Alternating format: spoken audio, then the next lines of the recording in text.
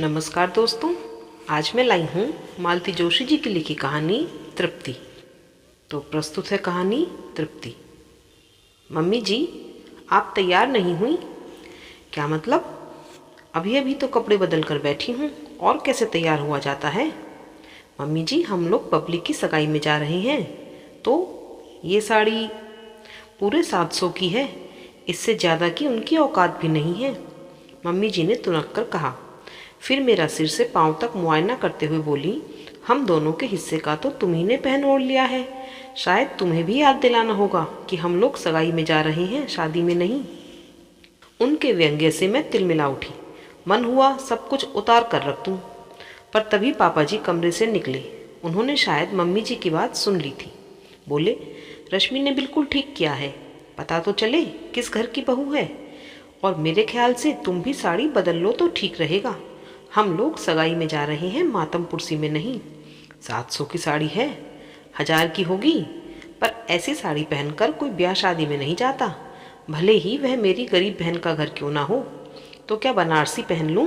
बेशक। मम्मी जी बुरा सा मुंह बनाकर वहां से उठ गईं और कमरे में अंतर्ध्यान हो गईं। बंद होते दरवाजे की आवाज़ से ही पता चलता था कि वे कितनी नाराज हैं। कमरा बंद होते ही पापा जी मेरी ओर मुखातिब हुए।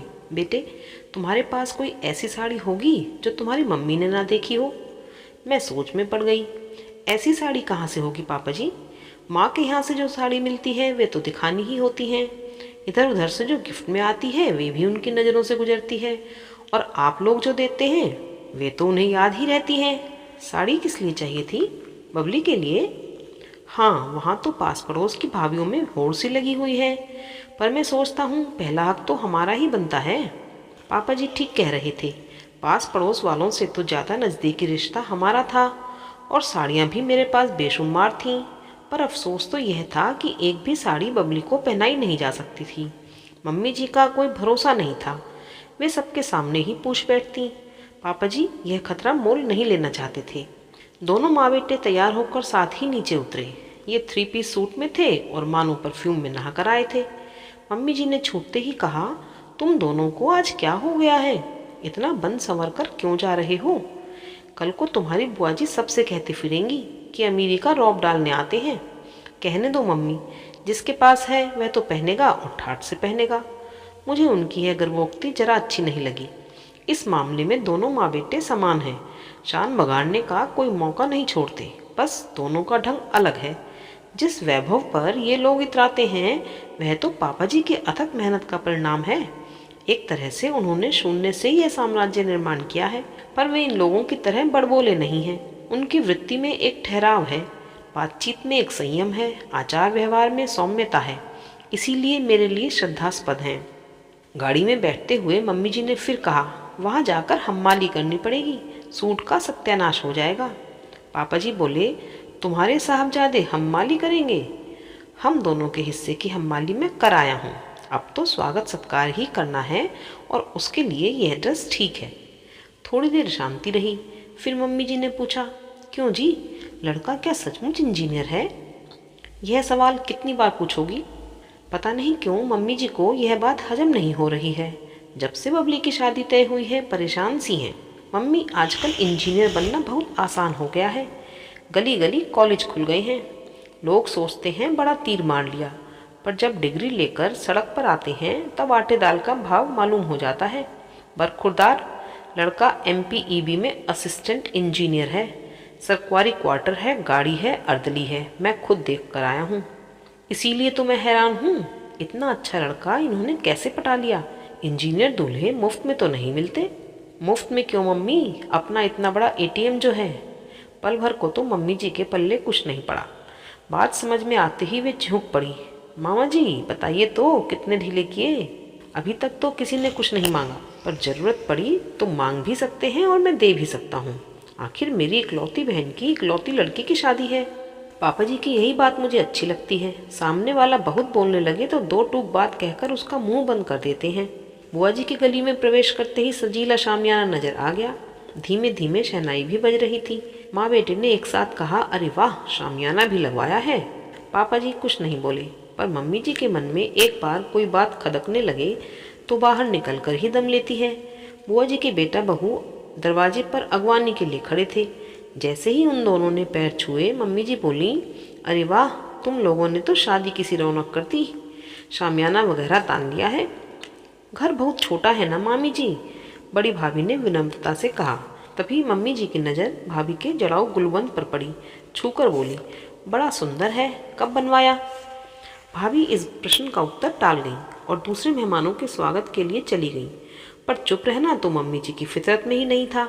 उपस्थित आमंत्रितों को सुनाते हुए बोली, आजकल कैसी कैसी चीज़ें चली हैं, असली को भी मात करती हैं।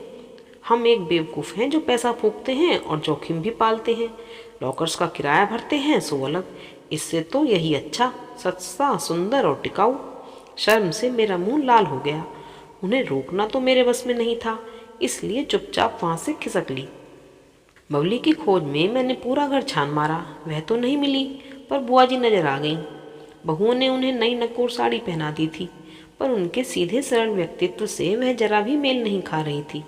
मैंने प्रणाम किया तो उन्होंने आशीषों की बौछार करते हुए मुझे अंक में भर लिया। हमारी ननद रानी को कहाँ छिपा कर रख दिया है आपने? पूरे घर में देखा ही, नजर ही नहीं आई। पार्लर गई है, बुआ जी ने पा को खूब लंबा खींचते हुए कहा। आजकल तो हर कोई पार्लर जाने लगा है। मम्मी जी के सिवा ऐसी बात कौन कह सकता था? वे कब मेरे पीछे आकर खड़ी हो गई थी पता ही नहीं चला। मेरा तो खून खौल गया। किसी तरह अपने को जब्त कर मैंने कहा, और दिन ना सही पर ऐसे मौक़ों पर तो लड़कियां पार्लर जाती ही हैं मम्मी जी। जाती होंगी, पर हमारी जिज्जी के यहाँ तो ये चौंचले नहीं थे, चाहो तो पूछ लो। अब क्या करें, ननद भौजाई दोनों जिद्दी आ गईं, तो हमने कहा कि जाने दो, दुनिया जा रही है। अच्छा, तो छोटी भी गई है, तभी नज़र नहीं आई। तभी वे मुझे नज़र आ गई, वे भी और बबली भी। छोटे भैया के साथ तीनों पापा जी की स्टीम से उतर रहे थे। पापा जी शायद सुबह गाड़ी और ड्राइवर यहीं छोड़ गए थे। मम्मी जी ने इस बात को नोट नहीं किया, इसी पर आश्चर्य हुआ। मम्मी जी ने छोटी भाभी को आते ही घेर लिया। अरे वाह छोटी बहू, यहाँ मेहमान बैठे हैं और तुम बाहर मस्ती मार रही हो। छोटी भाभी ने भी तुर्की बतुर्की जवाब दिया। क्या करें मामी जी, कभी कभी हमें भी सुंदर दिखने की इच्छा होती है। फिर मेहमानों के लिए यहाँ आप थीं, अम्मा जी थीं, बड़ी भाभी थीं, हम भला कहाँ लगते हैं? और वह लाडो कहाँ है? लाडो सहेलियों से घिरी हुई लहंगा सूट लहराती चली आ रही थी। जिसका भी था, सूट बहुत जोरदार था। मैं लपक कर उसके पास पहुंची। बबली जी, जरा कमरे में चलेंगी, आपकी चुनरी ठीक कर दूं। कमरे में जाकर उसने भोलेपन से कहा, पार्लर वाली ने तो खूब अच्छे से पहनाई थी भाभी, शायद गाड़ी में चढ़ते उतरते फिसल गई होगी। चुनरी का कुछ नहीं बिगड़ा है ननद रानी, मैं तो आपको यह बताने के लिए भीतर लाई हूँ कि अगर हमारी सासू माँ सूट के बारे में कुछ पूछें तो बता देना कि शादी के लिए बनवाया है। पर यह तो सामने वाली वंदना भाभी का है ना। होगा, पर उसका ढिंडोरा पीटने की जरूरत नहीं है। तभी दरवाजे पर थाप पड़ी। बड़ी भाभी थी, बोली, ननद भौजाई में क्या खुसर पुसर हो रही है, अब बाहर निकलो, वे लोग आ गए हैं। मैंने दरवाज़ा खोला, हठात नजर गई, भाभी का गला खाली था, केवल मंगलसूत्र पड़ा हुआ था। मम्मी जी पर खूब गुस्सा आया, किसी का इतना सा सुख उनसे देखा नहीं जाता। भाभी जी, कौन कौन आया है? दूल्हे की माँ है, भैया भाभी हैं, बहन बहनोई हैं, मौसेरी बहन है, शायद लोकल हैं। दूल्हे राजा नहीं आए तो हमें कम से कम फ़ोटो ही दिखा दीजिए। बड़ी भाभी ने अलमारी में से फ़ोटो निकाल कर दी। चेहरा मोहरा ठीक था, पर उम्र जरा ज़्यादा लग रही थी। मैंने मुंह बनाकर कहा, ठीक ठाक हैं, पर हमारी ननद रानी का मुकाबला नहीं है। रंग भी शायद 19 ही बैठेगा, 18 समझो। पर लड़कों का रंग रूप नहीं देखा जाता, उनके तो गुण देखे जाते हैं। अच्छा, मैं जा रही हूँ, तुम इसे लेकर जल्दी से आ जाओ। भाभी चली गई तो मैंने देखा बबली तन्मयता से फ़ोटो निहार रही है। मैंने ठहूका दिया तो भावुक होकर बोली, रंग रूप कैसा भी हो भाभी, सबसे बड़ी बात तो यह है कि ये लोग बिना दान दहेज की सिंपल शादी मांग रहे हैं। वाह रे सिंपल शादी, तुमने तो सगाई में ही ऐसी धूमधाम कर दी। वह तो भैया लोगों की जिद थी, बोले शादी तो जबलपुर में हो रही है, यहाँ कुछ तो हो, भगवान ऐसे सतयुगी भाई सबको दे। बबली के ससुराल वाले संपन्न तो थे ही, संभ्रांत भी थे। उनकी वेशभूषा और बोलचाल में आभिजात्य छलक रहा था। बबली के लिए जो साड़ी और सेट लाए थे उसमें भी सुरुचि झलक रही थी।